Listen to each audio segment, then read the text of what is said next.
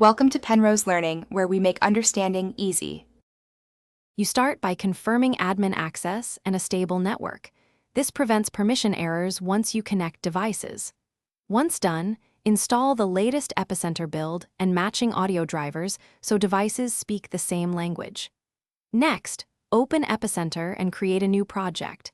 Set the sample rate and buffer size to match your audio interface. Make sure to use a wired connection during first-time discovery to avoid discovery timeouts and quickly detect all endpoints. Now you map inputs and outputs and label channels so you never guess later.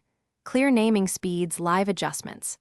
Then, set gain staging and apply EQ presets tailored to each source and build routing matrices to direct audio to zones. Once that's in place, enable latency compensation and sync the clock source to the master device to avoid drift. Make sure to save a snapshot after major changes so you can return to a known good configuration if you need to. Finish by running balanced level checks and critical listening in every zone. Walk the space or use remote feeds to verify tonal balance. After adjustments, save the final snapshot and enable auto reconnect plus persistent monitoring so Epicenter restores routes after interruptions. Test failover by simulating a disconnect and confirm auto recovery. If a device drops and does not rejoin, check for IP conflicts. Verify firewall and multicast settings and restart the endpoint.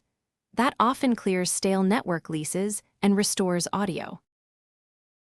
Thanks for watching. If this was helpful, leave a like and consider subscribing. See you next time.